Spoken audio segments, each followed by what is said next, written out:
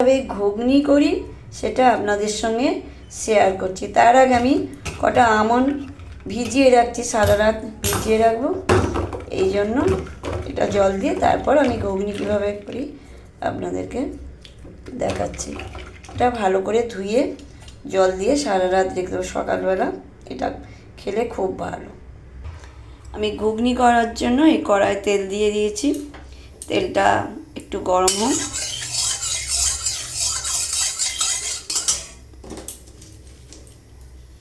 তেলটা হালকা গরম হয়ে গেছে, এবারে আমি আলু দিয়ে দিচ্ছি।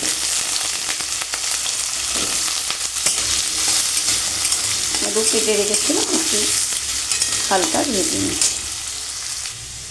এখানে এক টুকরো আদা, 4-5 কোয়া রসুন, পেঁয়াজ, কাঁচা লঙ্কা আর ধনেপাতা কেটে রেখেছি।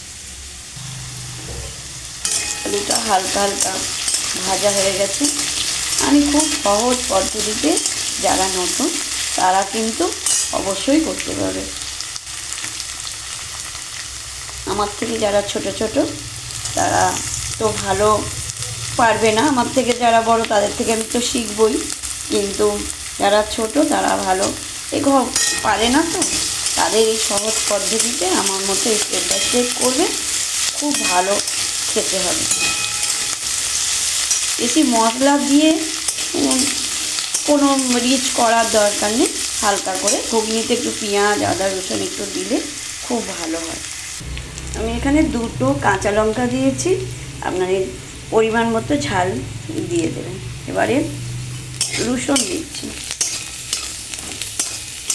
আমি 4 কোয়া রসুন দিয়েছি। রসুনটা একটু ভাজা ভাজা হয়ে গেছে, রসুনটা ভাজা ভাজা হয়ে গেছে। এবার আমি আদা দিয়ে দিচ্ছি, আদাটাও ভাজা ভাজা করে নেব। এরপর আমি ধনেপাতা দিচ্ছি। প্রেশার কুকারে আমি কড়াইটা সিটি দিয়ে রেখেছিলাম অল্প হলুদ আর নুন দিয়ে।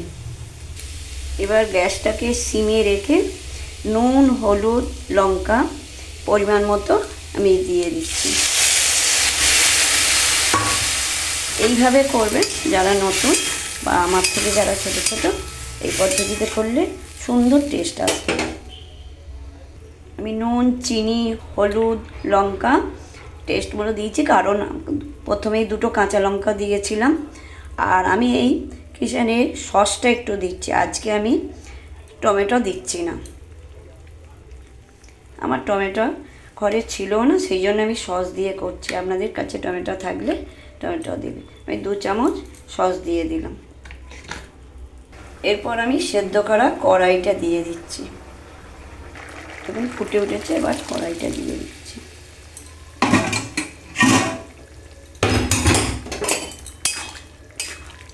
কত সুন্দর রং হয়েছে বুঝতে পারছেন, রং কালার।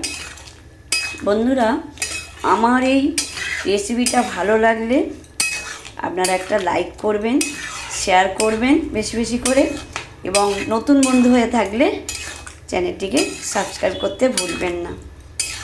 আজ এই পর্যন্তই রাখি তাহলে বন্ধুরা, ভালো থাকবেন, সুস্থ থাকবেন।